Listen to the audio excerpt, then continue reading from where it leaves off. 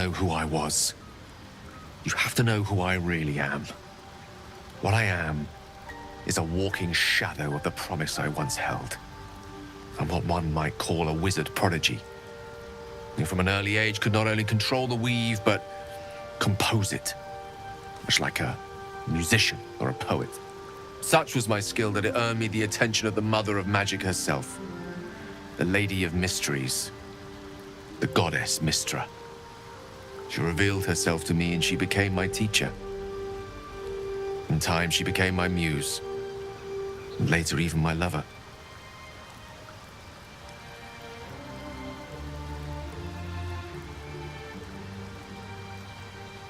It's fair to say her intimacy is not easily won. Nevertheless, I did. We enjoyed each other's company. Body, mind, and soul. But even so, I desired more. You see, no matter how powerful a wizard we mortals can become, we never scratch more than the surface of the weave. Mystra keeps us in check. There are boundaries she doesn't let us cross, yet every time I was with her, I stood on the precipice, gazing into the wonders that lay beyond. I sought to cross her boundaries.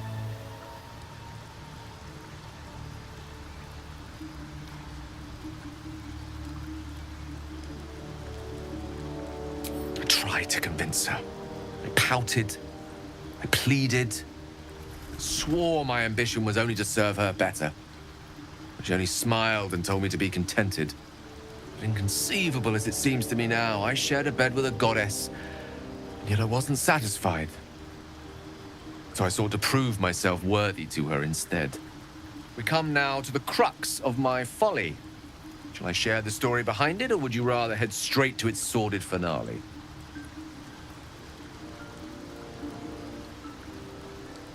Very well. Here goes. Once upon a very long time ago, a mighty lord lived in a tower. A flying tower, to be precise. I'll save his history for another time, but the gist of it is that he sought to usurp the goddess of magic so that he could become a god himself.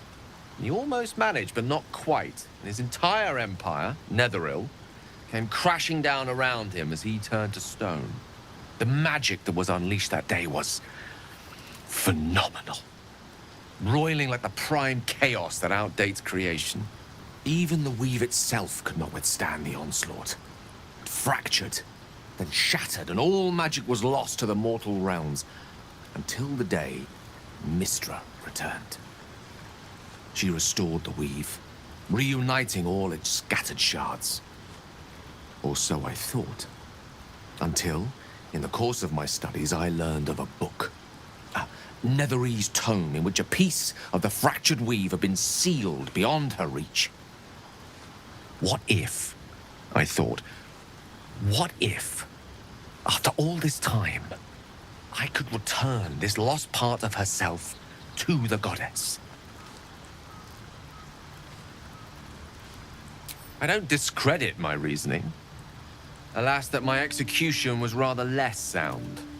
I was certain that this deed of raw power, draped in romance, would convince Mystra to take me by the hand and welcome me into her hitherto forbidden domains.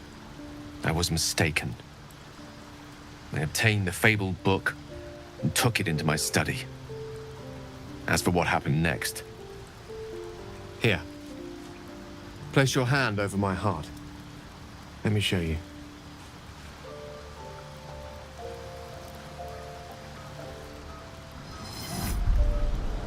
You feel the tadpole quiver as you realize Gale is letting you into the dark. You see through Gale's eyes, staring down the corridors of a dread memory. A book bound and suddenly opened. Inside there are no pages, only a swirling mass of blackest weave that pounces. Its teeth, its claws. It's unstoppable as it digs through and becomes part of you. And God's is it ever hungry.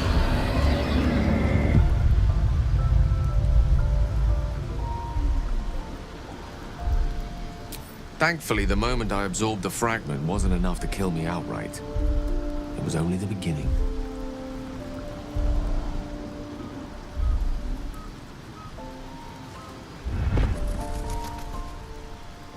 This Netherese blight, this orb, for lack of a better word, is balled up inside my chest.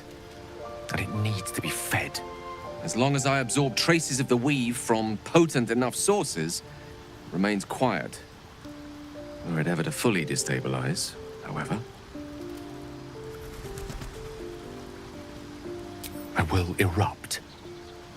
I don't know the exact magnitude of the eruption, but given my studies of Netherese magic, I'd say even a fragment as small as the one I carry, it'd level a city the size of Waterdeep.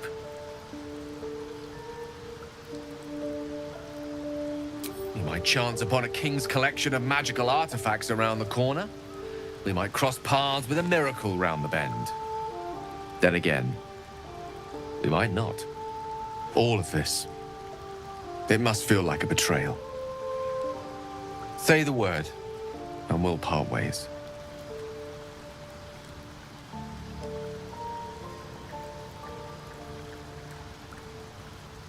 That is a great relief.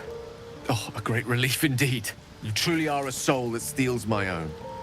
From all my new rallied heart, I thank you. I thank you all. I understand if you stand against me. I'm humbled if you stand with me. Either way, I will do my best not to let you down. I stand at a precipice, but if you do not give up hope, neither shall I. I'll fight.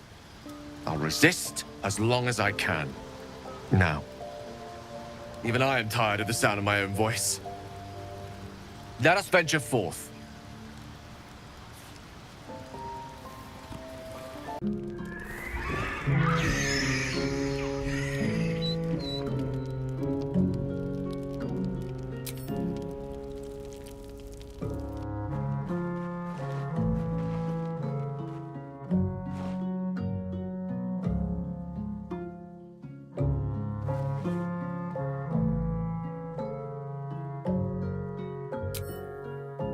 Nothing. Both animals look fine.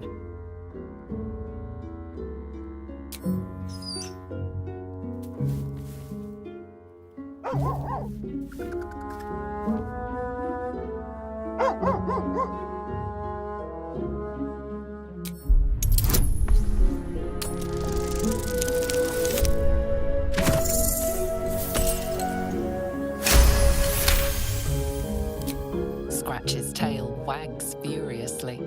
These two have become firm friends.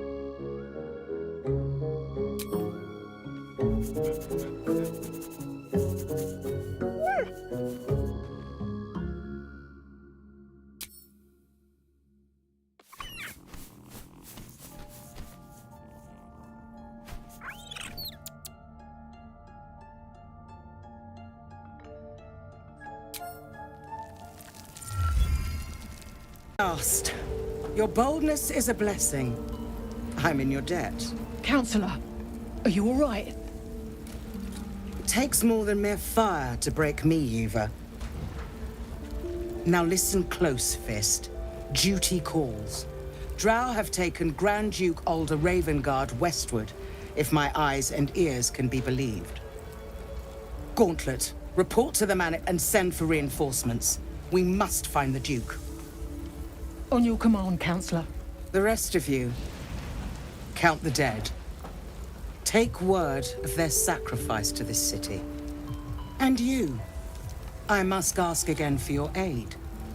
Please, rescue Ravengard from his drow captors. The Council will reward you for your effort. May I trust you'll see it through?